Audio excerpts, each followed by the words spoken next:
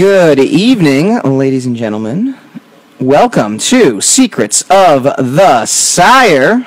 We do this every Wednesday night, 8 p.m. Eastern, talkingalternative.com. We talk movies, comics, TV. We do all kinds of great things. We do it also via Facebook. We do it via Periscope. I want to welcome the Big Dog Inc. I know who that is. Tom Hutchison joining us via Periscope. At Jersey Jedi, our latest patron, joining us via Periscope as well, and I'm about to post this all up on a Facebook, so you can join us via Facebook as well.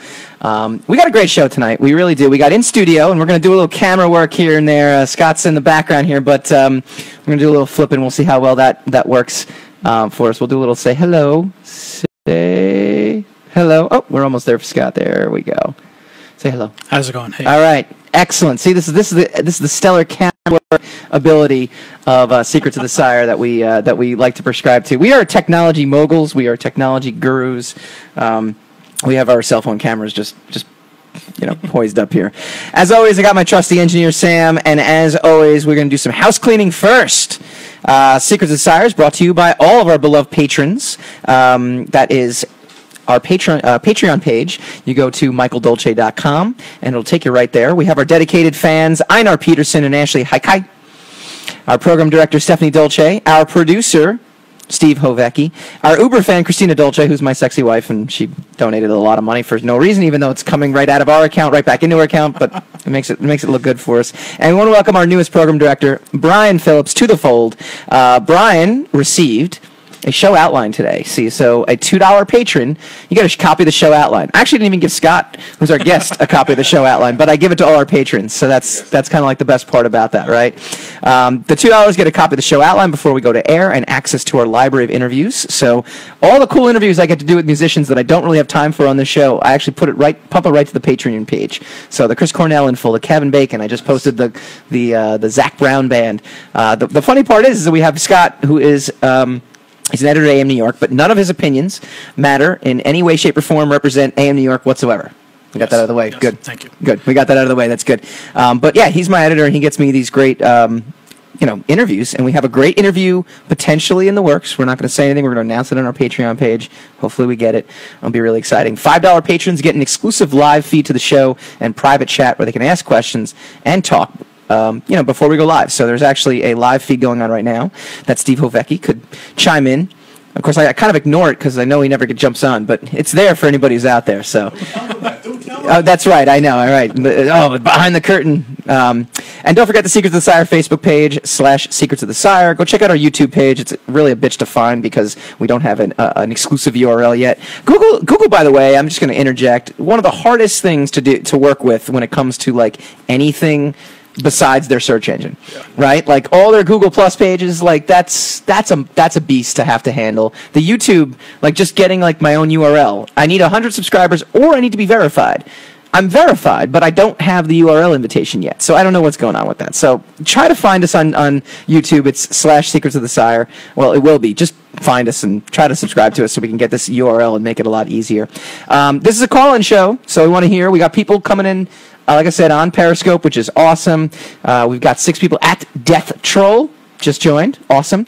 I'm assuming Espada Primera Stark is on. Give me a little bit of love because that user has been on the last 3 weeks in a row on Periscope, so we appreciate that too. All right, Scott Rosenberg, member. There we go. What up, Espada Primera Stark? Loyal listener. I love it. That's what we like. We like regulars. We like repeat customers.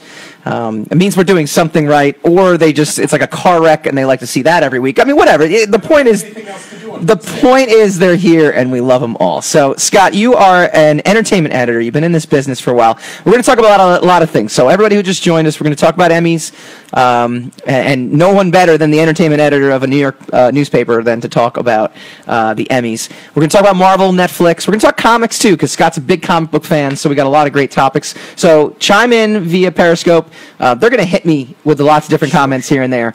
Some of them are like, you look like ass. I won't, say that. I have a mirror. But no, not you look like this. Like I look, because right now it's just staring at me. We're gonna do a little flip flop, at some point. Again, great radio for anybody listening. But they're gonna definitely hit me up with a bunch of different things. So if at any point, I'll delegate appropriately. All right.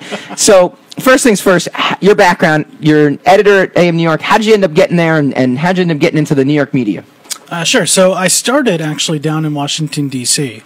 I went to American University. I was the editor-in-chief of the college paper there, and did managing editing, and was a music editor, and wrote about film and whatever, all the kinds of entertainment stuff there. Mm-hmm. My first job in journalism was at the Washington Examiner, which it might be defunct now, or I went to a weekly. So I was there for like 2 years, and then I moved over to the Washington Post Express, which is a wonderful paper down in D.C. published by the Post. Mm-hmm. After that, I made the jump up to here, and I'll be celebrating 9 years come January. That's awesome. Yeah. Congratulations. Now, give me some famous folks that you've had the pleasure of interviewing. I'd say that I've sat face to face, like right now with you, with George Clooney. Wow. Yeah, it was pretty amazing. Wow. I've interviewed Nicole Kidman. There's a handsome joke in there somewhere with the George Clooney thing. Nicole Kidman, go ahead. She's great. And one of my favorites, William Shatner. Ah, yes. Bob Barker, which is that's it's a big one. The price is wrong, bitch. At the end, I totally let him on. I was like, "So, is there anything else you wanted to add?" And he goes, "Well, I always end it with please have your pet spayed or neutered." I was like, "Yes, that's exactly what I wanted him to do, just for me." And there's no point. They're not putting it in the story. It's just I was like, "Just take it to me. That's all I want." One of the things I mentioned is that the Patreon, you can get access to my full interview archive, and I have the full interview of Kevin Bacon. And the only thing I think I really cut out that I didn't either put on this show or in that article was me talking Knicks basketball with him. Because that was just me personally. I was like, I want to know everything about your Knicks love. I'm a big Knicks fan, so that was it. But I was like, yeah, that's never making it into an article, and that's never, we didn't air that part on the air here. But I needed to know. Like, I needed to know what he thought about the Kristaps Porzingis, the Derrick Rose trade. So we definitely did that. Welcome at CSK69. Welcome to Secret to the Sire live radio show. And all right, so now we've got your background, some of the famous... Who are the famous folks you had the displeasure of interviewing? You want me to name names? No, you don't have to. Let's say a certain actor or a certain actress, and maybe take it from there. Let's start with a certain musician, okay. Which is typically... I actually took a hiatus for years for writing my music, because I just... not all of them, but some musicians are very difficult to deal with, and that had to end quickly. But a couple of the lead singer of an indie rock band with a month in the title. Okay, there you go. Yeah, that was a difficult one. Another one with a Canadian city name in the title. Mm-hmm. They were very obnoxious. There's no other way. It was an obnoxious interview, and I've actually interviewed people before too, where it's been like. Just absolutely like a dead interview. Like I think there was like you keep feeding him questions. I think it was what was the article I did was from Gym Class Heroes, I think it was, and I mean awesome guy, like really nice guy. But like I would keep asking him questions, and it would be like leading questions, and they would just come back with, "Well, that's why we did it." Well, what about this? Well, we just we really liked it. What about this? How did you feel about? Well, we just kind of. So I mean, sometimes it's like getting it's very, very, very, very difficult. So, I know. Yeah. So we are talking with Scott Rosenberg, who is an entertainment editor for a New York City paper. I am Mike Dolce, the host of your show as well, and we are talking Emmys now. We're going to go right into the Emmys here too, because that was something that I thought was pretty exciting. Now, you don't watch Game of Thrones, correct? I do not. I'm that one person out there who does not watch. Someone else besides me. Oh, nice. My trusty engineer Sam has also put his. I've seen episodes of it. I interviewed, I think, the creator Benoff. Is that his name? What? Yeah. Years ago. What else did he do? He did some other work, right? He did 25th Hour, I want to say. You directed that? So Tom Hutchison just chimed in, yay, no Game of Thrones for me either.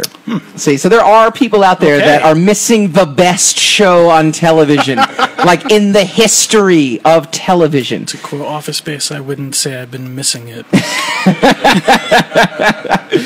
But no, it's true. Like, it really is. So here's the funny thing, right? So, yes, a spot of Premiere Star, Game of Thrones is epic. They're absolutely right. So, for anybody just joining us, this is Secrets of the Sire. We are a weekly radio show / podcast. We talk about this, a lot of good geek stuff. And so I want to get your take on the Emmys in general. I mean, you're not really much of a TV guy, though, but you're in the world, though. You're in the universe. So, I mean, I edit it a lot. Right. I watch a lot of TV. I mean, yeah. But I can't say I'm like... I watch what I like. I don't necessarily watch what what the important shows are, because I don't need to write about it as much. I get you. What shows are you watching right now? Right now, like your top on your DVR. You said Gotham before. I'm digging Gotham. That show just keeps getting crazier and crazier. So here's the thing. Yeah. You don't watch Game of Thrones. I don't watch Gotham. Okay. Tell me why in 30 seconds why I should be watching Gotham. First off, it's Batman. And that should be why should you do anything? Well, Batman's involved. That's the simple answer there. The reason why you should watch it is because it's a unique take on it. They've done really creative things with the villains, and it's nuts. Like, it's just insane what's happening. The leads are great. Donald Logue and the guy from the OC. Terrible. Yeah, that guy. He's really good. Yeah. And especially the guy, the Penguin and the Riddler there. I mean, what they're doing with them is spectacular. That's so we had Keith McCormick, who's a super fan. He's also my cousin. He was on last week. So we had this really great show last week. We had 3 Uber fans of all this stuff. I invited them on the show, and they had to convince me of a show to watch. And then we would let our panel of judges here decide which show I should be watching. They said Stranger Things. Do you watch Stranger Things at all? I'm 2 episodes in. My wife didn't like it, so I have to watch it on my own. Really? Which makes it harder. Really? Now, do you and your wife watch TV together a lot? Is that a big thing? Always. Yeah. See, we got to get my wife on here, and we got to figure this out here. This is prime TV. Like, this is prime bonding in general. Like, we actually, I had a friend of mine, and I was telling her, I was like, yeah, me and my wife, we really don't watch a lot of TV together. He's like, what? He's like, how do you even have a marriage? Like that's the only time we see each other is when we're sitting watching our shows together. So, yeah, no, that's our big thing. We actually, we do watch Game of Thrones together, though. So I'll give you in 30 seconds why you should be watching it. What do you got? Do you love Lord of the Rings? Oh God, that's a bad one right off the bat. I mean, I'm just saying it's bad on my part. I didn't actually, The movies are fine. There's a lot of walking left than walking right. This is very true. I can't deny that. But okay, so this is like 50 million times better than Lord of the Rings. Okay. It's kind of like The Sopranos in medieval times, where everyone is kind of like fighting for control over an empire. But meanwhile, it's also The Walking Dead, because there's this army of zombies that is actually slowly, methodically over 6 seasons been marching and gaining power and strength. So you have a lot of walking. Yeah, they've actually been they've been kind of like hovering. So I don't know. All right, when we come back, we're gonna dive into the Oscars, not the Oscars, the Emmys, because I'm curious to know why none of the Game of Thrones actors won anything, and I want to get your feedback on this. So when we come back, we'll be talking Emmys, and then we're going to talk our Marvel Netflix debate, Jessica Jones, Daredevil. We've got a lot of user feedback on that when we return.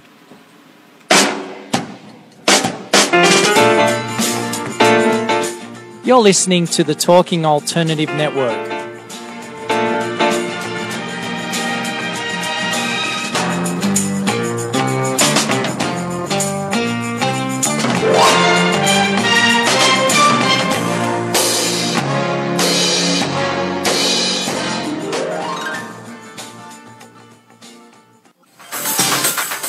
Hello, I'm JC. I'm Joan. And welcome to 21st Century Entrepreneur. We bring education, insight, knowledge, awareness, trouble, craziness, and fun for you, the entrepreneur who's looking to build your business and your community. Listen every Friday from noon to 1 Eastern on talkradio.nyc. And you can tweet us at 21st CE Radio or Talk Alternative.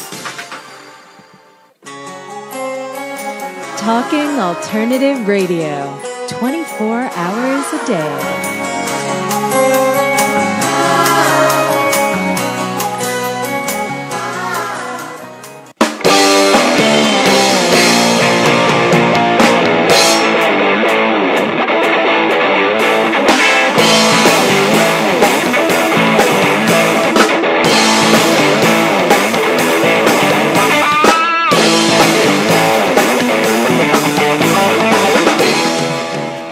Welcome back to Secrets of the Sire. We do this every week. It's on TalkingAlternative.com. We talk comics, movies, TV, and today we're actually going to do TV.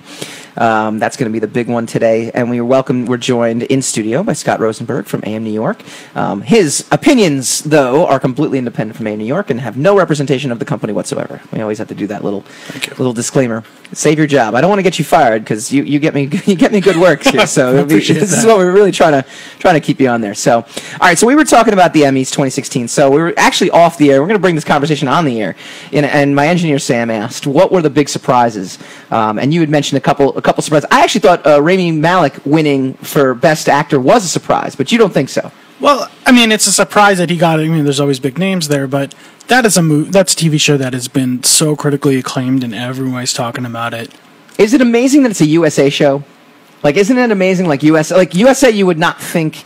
You think that's like the home of like what was the TV show that was Psych? I loved Psych. Psych was a great show, but again, that's like USA material, so it's kind of. I'm not using any information in front of me, but I'm pretty sure at the very least, Tony Shalhoub got lots of nominations for Monk. Oh, that's and right. I'm sure he probably won it at least one. I mean, I'm not sure. Actually, I have no idea. No, I think he did win. Actually, yeah, all right. See, this is the kind of insight that. And Monk is a great show, by the way. Oh my God, it's so good. Yeah, no, a lot of people. I never watched it, but my parents loved that show. My mom was the one who showed it. I was up at my parents' house, and they're like, "I was like, watch this with me." I'm like. What do you think of Best Actress? You were talking Tatiana. Yeah, for Orphan Black. I mean, that was, this is kind of the same thing with Mr. Robot. It's a genre show. Yeah, and they often, everyone wants, your crime thrillers and your doctor shows and your legal shows and all those things. To have the genre show like that, actually win something is a shock. Yeah. What do you think of Julia Louis-Dreyfus winning again? I think this is her 5th straight time for. Is she the only funny female on television? Is that? Well, no. To be very clear, there are many funny females. I don't want to get into that. There are tons. I'll be offensive. You don't have to. Okay. Women are not funny. Okay, go ahead. Welcome at Doggy Man. He gets to hear that one. So we get some great Periscope people that actually come on too as well. But so no, all right. So why does she keep winning? Well, and this is a common thread throughout all award shows. Familiar names do well. Mm-hmm.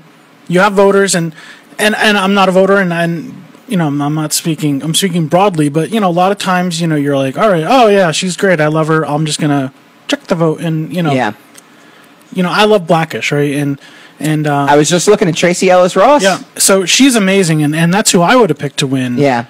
But people might say, "Well, I don't know who's that," or maybe she hasn't put her dues in, or whatever. Or they're racist.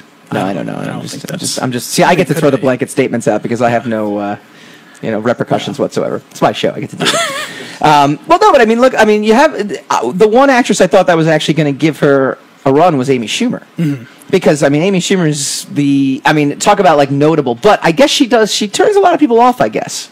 She does. And it's also a variety show. And good point. Traditionally, that is not done great in recent years. Good point. All right, lead actor in a comedy series. I have no problem with Jeffrey Tambor winning, but not for a comedy. Oh, yeah. Maybe the first season was more of a comedy, but as that show went on, it's less and less of a comedy. I mean, it's really dealing with... I mean, it's Transparent is dealing with a lot of social issues that are going on right now, which is groundbreaking. But I wouldn't call that'd be like having like 6 Feet Under be like a comedy. Like that's the way I look at it. I feel like it's not a comedy. Like The Martian for best comedy film. Do you ever watch Last Man on Earth? Oh, I do. It's a great show. I couldn't do it. Really? I love I love the first like 3 episodes, and then Will Forte just got on my nerves. But that's the point. So he's supposed to get on your nerves. By the way, at my desk, they send all the swag crap out to you. I have one of the volleyballs with the face drawn sitting on my desk, and I love it. I like that he got nominated, though. I think that was really good. I thought that Aziz Ansari getting nominated was really good. That show was wonderful. Yeah. I mean, well, he got a writing win for something. Yeah. The Parents episode, which is have you watched it?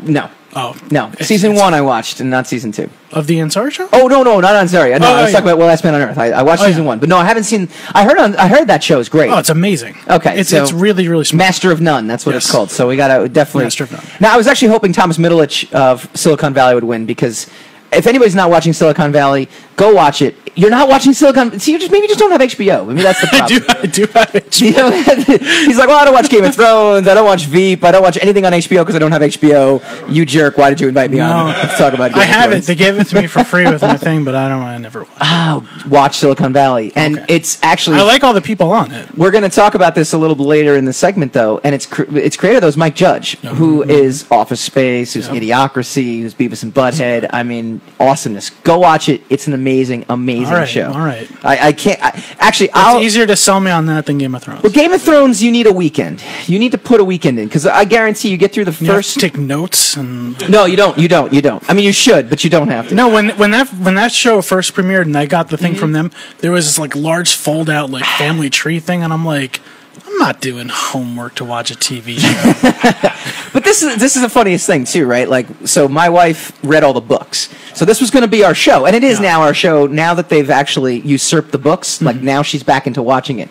But I watched the first episode, and I thought, okay, the first episode is really cool. It ends in a cliffhanger. It was. I watched first couple. Right, Yeah. and it's good. But then the next 4 episodes are all just backstory. So this is for Tom Hutchison, who's watching, who doesn't watch Game of Thrones. I get it. There is some like you do have to put a little work into it, but it's like going to the gym though. You go for a little bit, and then you start seeing the dividends like later on. Once we got through episode 5, though, and then I realized my wife wasn't going to watch it with me. I just crammed as much as I could. I got through the first like 2 seasons in a weekend, and then just in time for season 3, and I've been hooked ever since. So you got to watch that. But that's kind of where we're at though with the Emmys though. Like if it was OJ.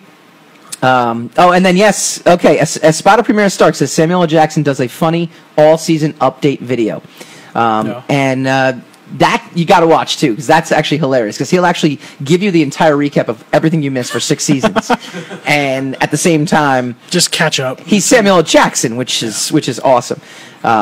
So we had some funny Periscope people on before wondering about my hairline, and I have the Stephen A. Smith hairline, which is good. I don't know if we go to the same barber or whatever the case is. So we get these Periscope comments that come in. But hey, keep coming in with comments. Tom Hutchison said he likes the Dragon Girl. Yeah, we all like the Dragon Girl. Now, did you hear about the story that Joey Tribbiani, he's Matt LeBlanc, but Joey Tribbiani from Friends, everyone was kind of like upset with him because he apparently was creeping on Emilia Clarke at the Emmys, saying, I have to catch up on Game of Thrones because I want to see you naked. And that's wonderful. But the funny thing is, though, apparently, though, like he was getting slammed, but apparently they were on a show together. It was like a BBC talk show or something like that. A BBC talk show, and she was hitting on him during the talk show. And so I guess they had this like playful exchange, but then he got ripped, because they didn't understand the context of it. I guess there's this playful flirting going back and forth. I would love to see those two get together, though. Like what a creepy show. What a creepy. No, it would be creepy. Good for him. How you doing? How can you not like Matt? Do you watch episodes? I watched a good portion of it. I love it. It's amazing. Yeah. I love that show. I thought the first season was just excellent, though. All right, so the question is, why did all of the Game of Thrones people get snubbed, though? They won all the writing awards, they won the best show, which they should have. I don't care what anybody says. There's really nothing better out there. Supporting actor. Before we talked about that, though, you were talking about Bloodline. Ben Mendelsohn. What show is it? Have you ever even seen that? I have not seen it. It's a Netflix show. It's one of the rare ones that they canceled, which I think I was reading. I think that's only the third. I'm not talking about the cartoons or whatever. I don't know. Yeah. But like in terms of like they're actually like their dramas that they put out, it's only the third one that got canceled. See, and this is the funny thing about it too, right? Like, so Joe Mulvey, a mutual friend of ours, was like, "I'd love to see the numbers on the Netflix shows, but Netflix will never release their numbers." They released something. Don't they like just release their subscribers? Yeah, like there's kind of like viewership things. They'll kind of leak out a little bit of information. Yeah, on. like when it suits them. Yeah. So, but he beat out Kit Harington, who I thought deserved for Game of Thrones. I thought of any season he's going to win it because usually Peter Dinklage is unstoppable, and that's another reason to watch Game of Thrones. Though I've interviewed him; he's amazing. Is he really? He is amazing. Tell me about Peter Dinklage. He is really funny. Okay. My favorite Peter Dinklage thing is a movie he did called Safe Men. You ever see that one? I have not. Nobody's seen it. You should go see it. But the guy is, I mean, he's like a very well trained actor. I remember at the time it was for what was one of the Prince Caspian or one of the Narnia movies. Okay, yeah. Mm-hmm. And I was talking to him for that, and he was like, "Oh, I'm going on to do Uncle Vanya," and I'm like, "This guy's an actor. I mean, he's so good, but he's also super fun. I mean, Elf, he's hilarious." You know what? It's funny. Tom Hutchinson just chimed in. Elf, just screaming. It's amazing. Yeah, absolutely, absolutely. No, and he is. I mean, there's no question about it. He. Terrific actor, but you know what he's very good at, though? He's very good at making fun of himself in a lot of roles, too, though.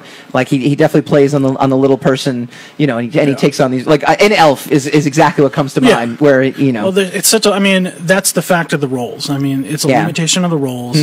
There's no reason why this guy can't be playing any role out there. No, he is incredible. You know, it comes down to... You know, it's the same thing with any kind of minority kind of thing. It's like, you have to get to the point where you're like, all right, it's not... You know, a black guy is a doctor. It's just he's a doctor who happens to be black.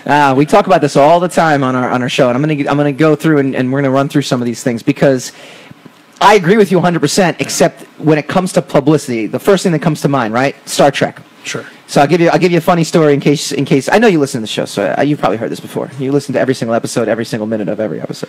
Tap your phone, sir. Yeah. There's a great. So I went to go see Star Trek with my dad. Sure. And it was a few weeks after, the movie had come out, and we're exiting the theater, and he's like, "Hey, did you catch that little nod to George Takei when they had, his character, had a same-sex marriage?" He says, "I thought that was pretty cute." Now, the first thing I said to him was like, "Dad, we did a whole segment on this on the show, so thanks for listening to the show." That was the first thing. But then second, I thought his reaction was perfect because he didn't read about it, he didn't know anything about it, and he thought, what a cool little nod to it. However, you had John Cho going on all these talk shows and going on all these publicity tours, right? Yeah, I interviewed him. And obviously, it came up, right? I mean, obviously, I flat out asked him, right? Yeah. And that's one of the things. So it's funny when you say we want to get through talking about a doctor who happens to be black versus a black doctor, or in this case a gay couple. But at the same time, the media tends to point out, look at what they're doing. And this is the first time I'm doing a Trump hand motion. Sorry about that.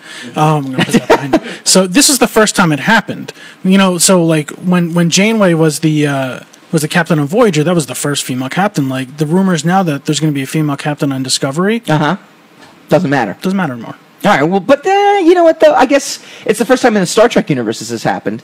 But I guess that's where we've talked about this ad nauseum on our show. It's Have you heard of the Star Trek fandom?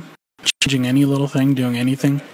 Yes, I guess so. I guess you make a good point. But I guess in the argument we were making was my dad's reaction was perfect. My dad would not necessarily. My dad would not, if he had read about it beforehand, would have been disgusted.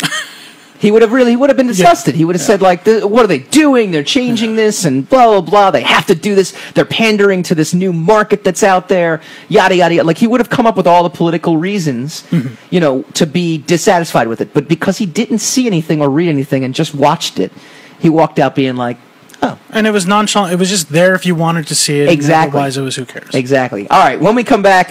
we didn't actually answer the question as to why Kit Harington didn't get it, but there is no answer. Peter Dinklage, he's going up against Peter Dinklage, too. Look how long it took Lord of the Rings to win any acting awards, too. Funny you mentioned that. We got that in the comments. All right, when we come back, we're going to do a Daredevil versus Jessica Jones. We're going to hear your, I'm pointing at Scott, but I'm actually meaning your, in the camera. Your comments. We've had a lot of comments going back and forth. What is the best show? I get this all the time. Daredevil versus Jessica Jones. Next.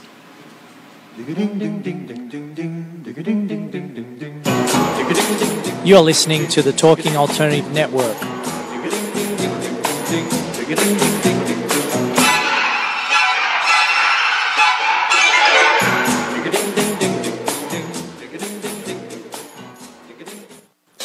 Hi, this is Rob Kay. And I'm Callie Alpert. And we're hosts of The Rob and Callie Show. Are you looking for a show that talks about real stuff like life, love, the pursuit of being yourself? Then you have come to the right place because we cover topics ranging from chivalry to gratitude to your relationship with money and everything in between. So listen to us on The Rob and Callie Show Tuesdays, 8 to 9 o'clock Eastern Standard Time on talkradio.nyc.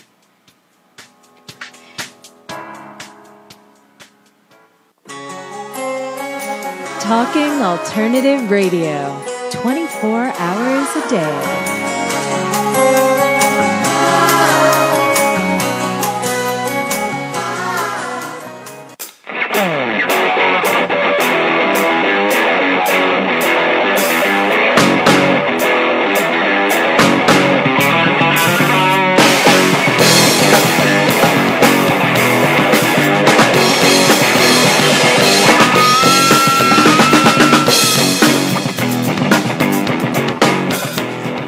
Welcome back to Secrets of the Sire.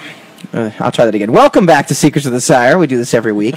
We talk comics, movies, TV, pop culture at large. We talk issues. We talk fun stuff. Last week, we actually had a fun debate. Stranger Things versus Doctor Who versus Archer. 3 fans picked their favorite show. Well, not their favorite show, but a show that I should be watching that I'm not. And we almost gave it to Doctor Who because Brian pledged our Patreon page that night. So, he was the one representing Doctor Who. But I don't want to. Do you watch Doctor Who? Are you a Doctor Who guy? We're joined by Scott Rosenberg from AM New York, for anybody just joining us. I've watched it. The problem, I really want to be a Doctor Who guy, but there's so much. The nerd in me is like, I have to watch all of it, so I'm watching it in order. And I'm like, half of it's not even recorded. And we never saw Scott ever again. You'll be like the Leo DiCaprio. You'll be like Howard Hughes. You'll be like with the growing fingernails and the beard. I've watched enough to say I do have a favorite Doctor Who, and it's Dave Tennant, which I don't think is... What a segue! I know. Wow, look at this guy. All right, he's doing good. So one of the things we also talked about, I did a poll last week, and we're going to launch a poll at the end of tonight. We're going to run it up the poll.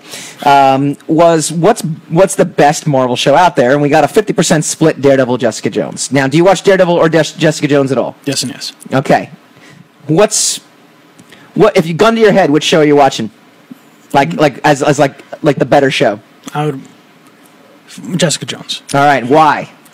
Well, first off, I think it's a great show. It kind of works better to me as a narrative. Like the problem with Daredevil is, and I'm not someone who shies away from watching ultra violence, but it's was it 13 episodes and 10 of it was a fight scene? Yeah. And good point. And it just there was more of a plot line in the Jessica Jones, and I'm shocked because I was not expecting that. I was like, I don't know if I care or not. I read the comics back in the day, but I was not expecting to like it. And well, I was just going to ask you, did you read Alias? And oh yeah, Alias was an amazing comic, right? It was amazing. Amazing comic. So we actually got a bunch of comments here, and this is the funny thing, right? Daquan Kane, both have their strengths, but Daredevil gets my vote. It adds more to the universe. Jack O'Donnell, who was on last week, supporting Archer. Daredevil is more of an action thriller, while Jessica Jones is more of a psychological drama. Daquan is right. Dee brings more into the universe, and Jessica Jones is awesome, but more of a backstory kind of deal for her and Luke Cage to bring their characters in. So I guess he's saying it took more to get Jessica Jones up to par and introduce Luke Cage at the same time. Do you agree with that? Yeah, I don't think that's unfair to say. Yeah, okay. So I said, gun to your head, which show are you watching over the other? I know Mark Brooks last week was saying Jessica Jones, but he knows he can't make it tonight, so he's not going to be able to jump on. But Pat Shan, Zenoscope writer, I haven't seen either of these beyond the first episode of Daredevil, but the concept, promotion, and hype behind Jessica Jones would make me lean toward that one. Do you think that Daredevil having a more established route in the universe gives it an advantage or disadvantage over something like a Jessica Jones? Well, I would say, it depends on the person. Yeah. I think it's harder to sell on someone who doesn't like comics or doesn't read it. It's harder to sell Daredevil because it's a guy in a red costume. Well, they wisely wait till the end to put him in the red. Which, by the way, the costume is my least favorite thing of that. I thought Daredevil was amazing. It's great, yeah. Amazing. And that costume to me, while it made sense because it had to defend against, I get it from a rational explanation standpoint. Like, okay, I'm not wearing a costume to wear a costume. I'm wearing body armor, and it just happens to look like a costume. And I get it. But they did a wise thing, not putting him in costume till the end. So in that regard, all right. So we had Tom Hutchison, who's on our feed as well. He left me in stitches here. I am struggling to get through Daredevil season 1. JJ is just a no-go for me after 4 episodes. Now, Tom Hutchison, who's been on the show before, he's a comic book creator. He's with Big Dog Inc., who's also it's part of Aspen Comics. So he's out there. He's legit here. The street-level stuff just leaves me bored beyond belief. Daredevil has had maybe 2 decent episodes out of the 11 I've seen. I've hated every minute of Jessica Jones. So I guess if I had to pick, I'll pick Daredevil. And then he wrote, shoot me. And then later on, actually, I'm gonna forward down here a little bit. So I finally finished Daredevil season 1. Ended with a bang for sure. I'd say of the 13 episodes, about 5 are watchable, especially for any repeat viewings. JJ is terrible. Dee wins, but I'd still rather watch nothing if I had only these to choose from. So, Tom, you're awesome. I actually said that on the commenting feed. If you guys want to get in on this, I do cheat here actually, and yeah, he just chimed in. He is laughing as well through the Periscope feed. You can Periscope us. My Twitter feed is @Michael_Dolce. I am your host, Michael Dolce. That's how you kind of get the connection there. Or you can go on the Facebook feed, which is facebook.com/Secrets of the Sire. I gotta be honest though, like, I agree. It's not. I would never want to repeat view Daredevil or anything like that. It's like they don't hold up to viewership. No. I mean, it's like one of those things where you just experience it kind of going in, and that's where I seem to get it. So at least in that regard, I can kind of like agree with him on that. We got a lot. Oh, so I was saying, if you ever want to jump in the comments, I do cheat. I actually do put this on my personal Facebook page because I have more industry insiders who will see my posts. Essentially, that's how Facebook works. I mean, I'll put my web guru hat on another night and tell you about all that kind of stuff. But Deborah Crane, who was a guest, she chimed in. She's a Sailor Moon writer. She thinks Daredevil's a better written show, but I love me some David Tennant. So talk to me about David Tennant in the show, because I haven't gotten through Jessica Jones. I just finished Daredevil season 1 because I'm an awful expert on all things that I haven't caught up. But I watch Game of Thrones. See, so it evens out. See how it you all. don't have time to do anything else because you have to watch that over and over again. Well, not only do I not have time, but Game of Thrones it's such a drainer, like, in a good way. Like, I have to sleep for a week after, because it's like after take a shower. It's like who's dying this week and what's going. Oh my God, it's terrible.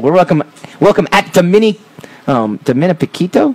Did I get that? Dominipicotico. Oh, that's it. There we go. So I love announcing the names. I'm going to butcher them, but I love announcing them at the same time. All right, so talk to me about David Tennant. Well, he plays the Purple Man, which is a really interesting character. You can kind of just tell people what to do and they do it. Yep. And it's so diabolical. In my head, I have that power, but I don't actually have that power. No, it doesn't work. And he just, it's just like, it's like, if you think about it, that person can stop Superman if they were in the same universe. That person can stop Captain America. Like, they can just say stop or go walk off. There's a scene where he's like, go walk off the building. Oh yeah, and they do, and it's just that's straight out of the Alias comics. See, that's the nice part, is I read all the comics that they're all based off, so this stuff is all very familiar to me, which is really great. David Nieves chimed in. Daredevil. I really wanted to like Jessica Jones, but I really hated the bee in Apartment 23. Great comment from David Nieves. Tennant is the only draw to JJ for me, but I can't sit through the stuff that isn't him. So, and that's what Tom Hutchinson said as well. So, Tennant is the draw and the only reason to watch the show. Do you agree with that? No. I thought she was really good too. See, but Kristen Ritter, and that's the thing. Again, I haven't seen much past the first episode. I'm gonna get through that. That's my new assignment that I'm gonna get through. But I don't see her as Alias, and I didn't either. Right? I was surprised. Does she work her way in? Now, I mean, you're a great reference point for this because you've seen and you've read, so you know the character. I kind of felt the same way about Charlie Cox, though, too, as Daredevil. Originally, when I first saw him, saw the pictures, I'm like, eh.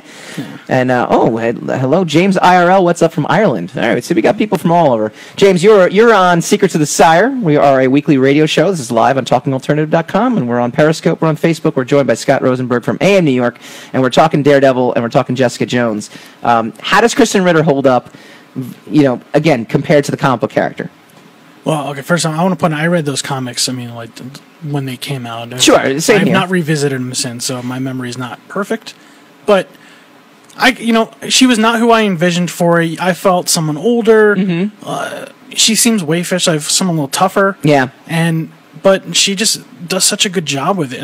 it was such a defining role for her. I remember her from Veronica Mars, and she was good there, but here, this is a career-defining role for her. Yeah.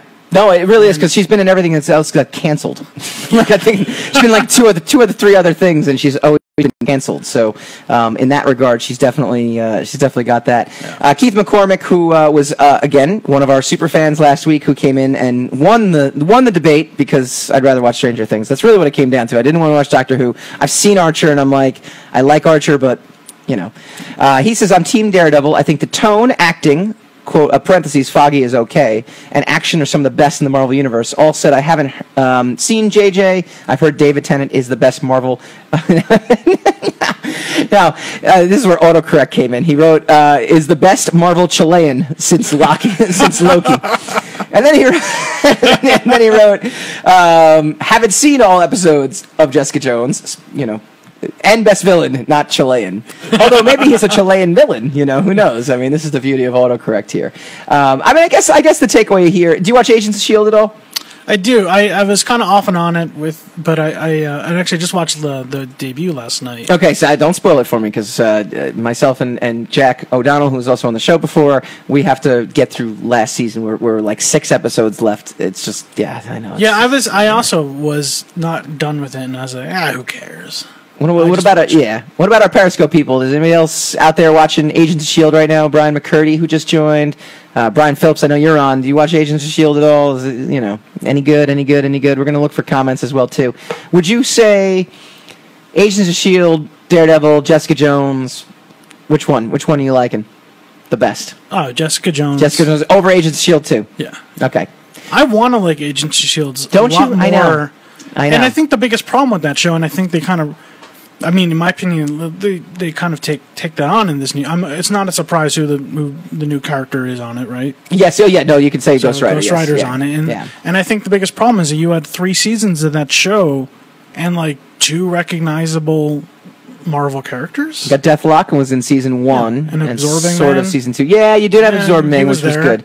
Who was there was I'm not even gonna bother with getting into that. A spot of Premier Stark actually chimed in that not happy about the Inhuman deal. For anybody out there, and I'm sure you know this as well, Inhumans are basically taking over as X-Men characters. Yeah, well, that's all business. That's all business, because Marvel does not want. Marvel wants their characters back, so they're trying to sabotage Fox.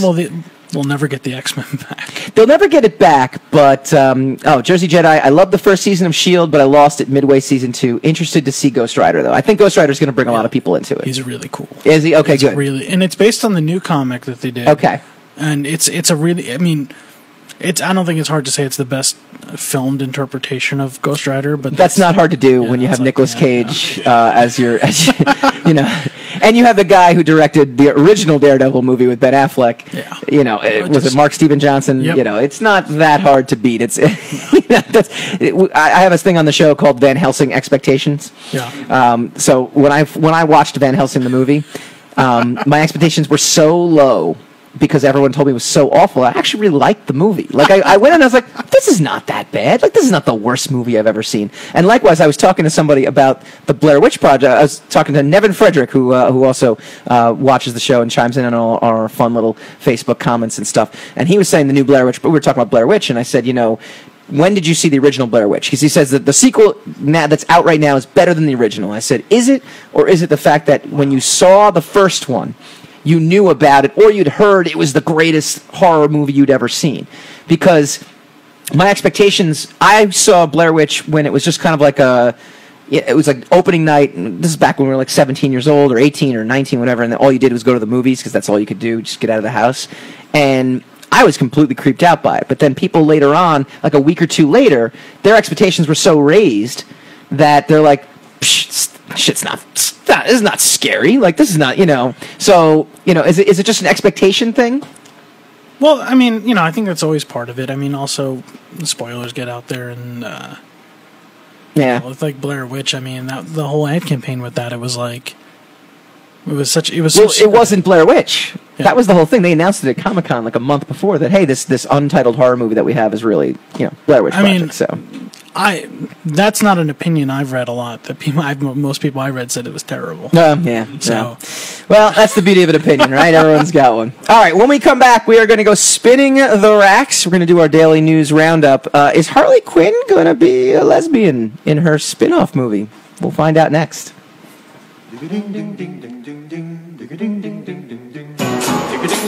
You're listening to the Talking Alternative Network.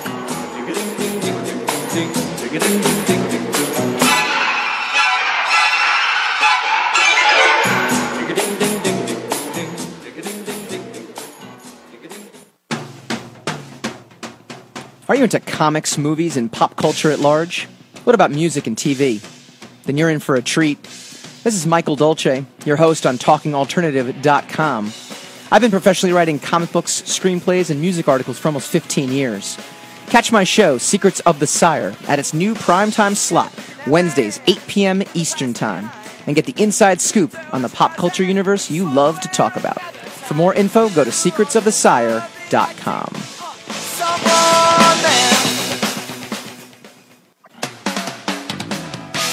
TalkingAlternative.com.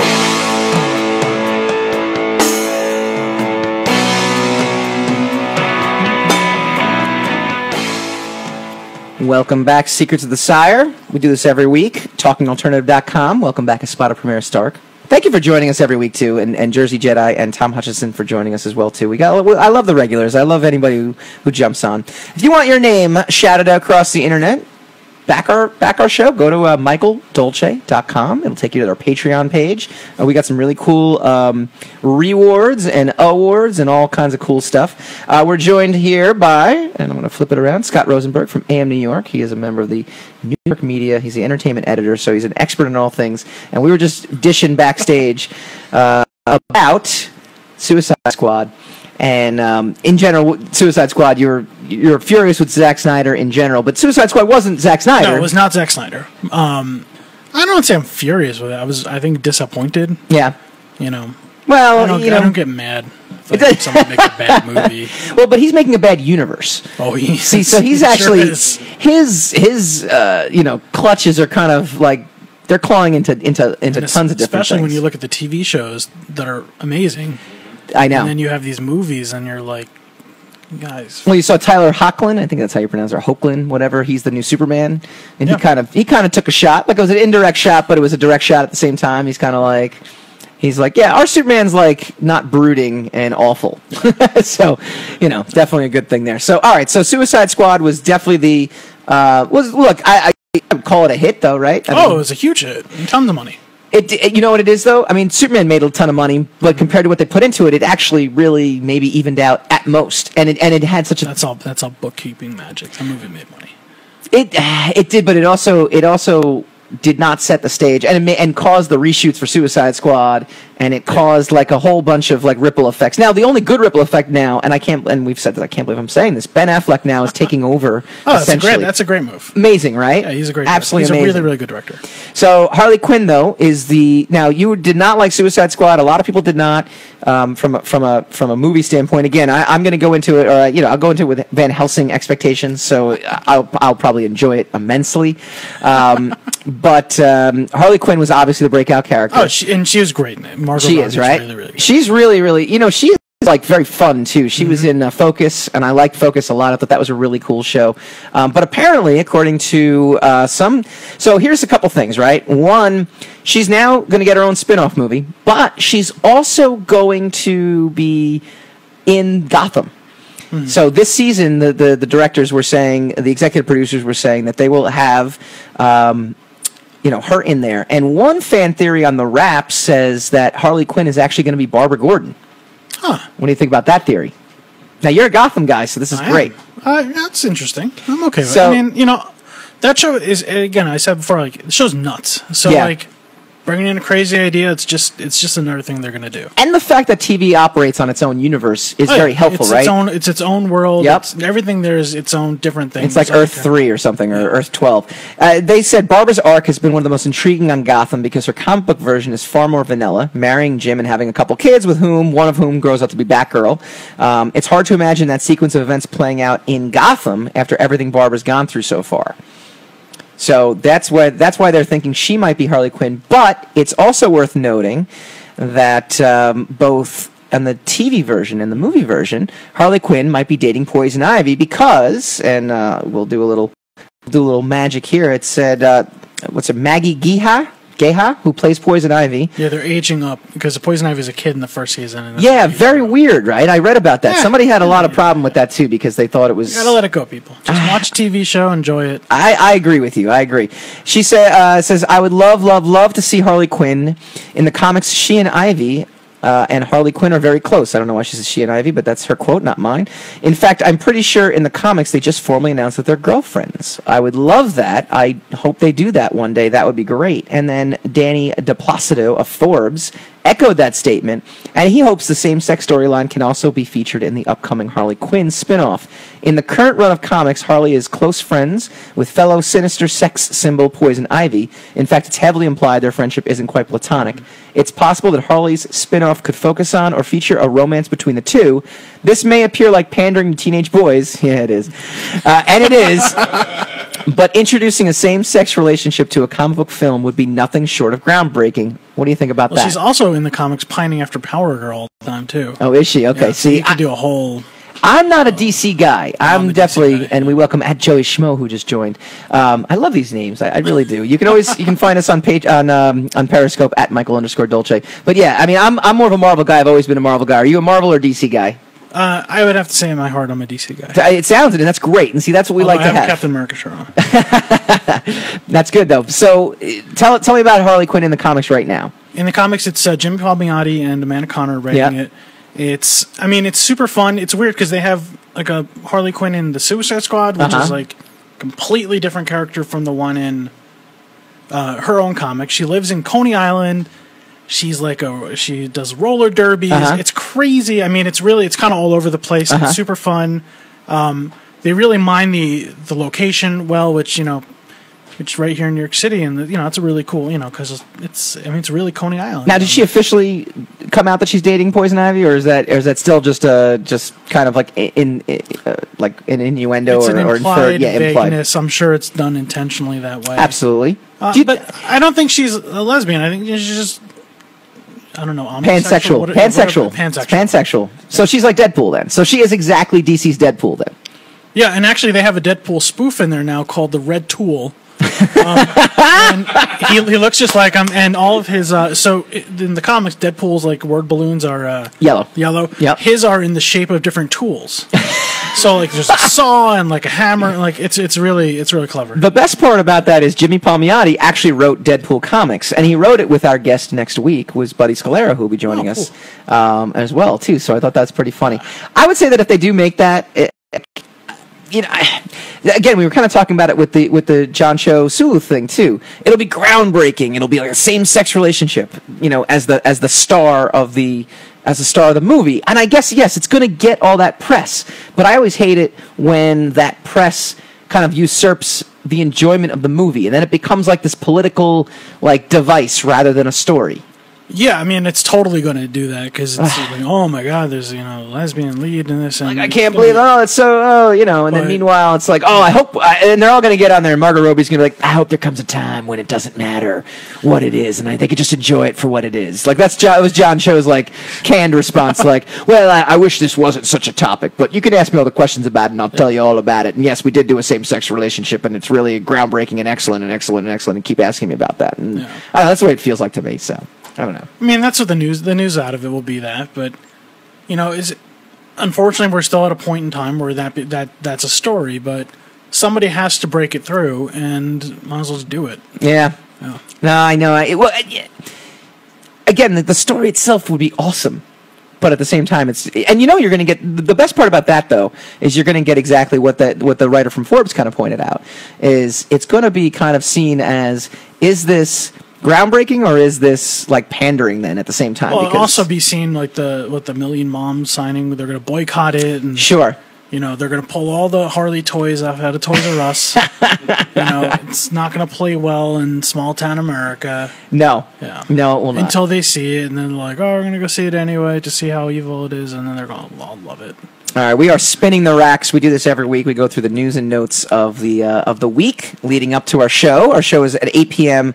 Talking Alternative every week. We have an awesome article. We were just talking about it behind the scenes. If you'd like to catch us behind the scenes, go to michaeldolce.com. Go pledge go back our Patreon page, and you can become an executive producer, and you get the behind the scenes look as well as the live look and a whole bunch of cool stuff. Idiocracy to return to theaters as election season reminder. The film is getting a one-day release in multiple theaters by the Alamo Drafthouse chain of theaters.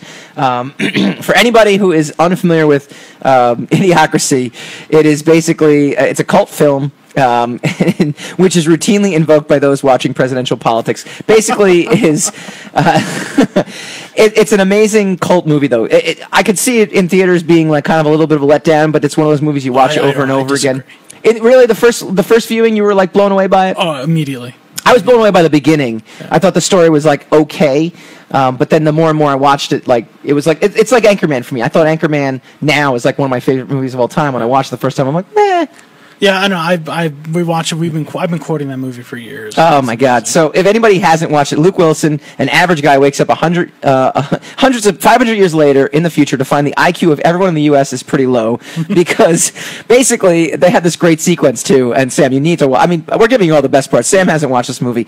Scott Rosenberg from AM New York, my entertainment editor guest, has not seen Game of Thrones. It's okay. It's okay. I haven't seen Jessica Jones yet. We all have flaws. But he basically wakes up 500 years in the future, and everyone's IQ is low because all the smart people are not procreating. They were waiting to have kids, and then all the dummies just... Yeah, and then you have like you have the redneck hillbillies. There's that great scene where the football player throws. I think he was the quarterback, right? So he throws the winning touchdown pass. He walks over to a bunch of cheerleaders. And, I'm a blank all of you. And then you see like these family trees, and you have the family tree of like the smart people are just stay where it is, and his family tree goes boop, boop, boop, boop, boop, boop, boop, boop, just multiplies exponentially. And all of our top scientists are busy finding cures for baldness, finding ways to make erections last longer, that they're not actually applying their science to anything. So by 500 years in the future... That is what they are doing now, too. That's why this movie is amazing.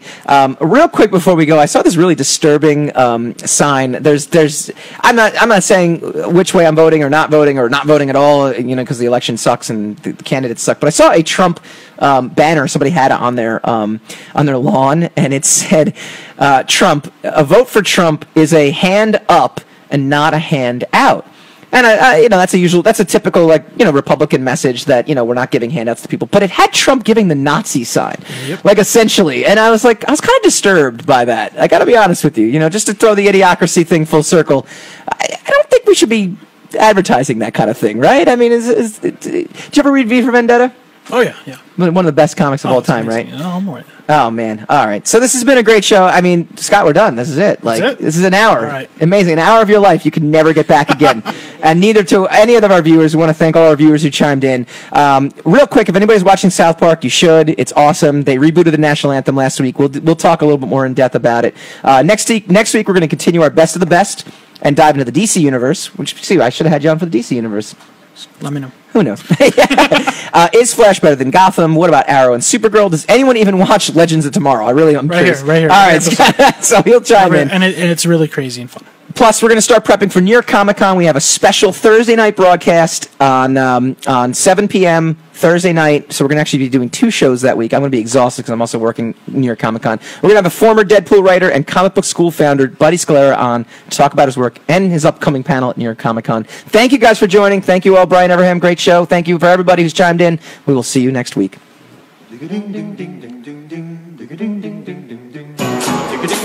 You're listening to the Talking Alternative Network.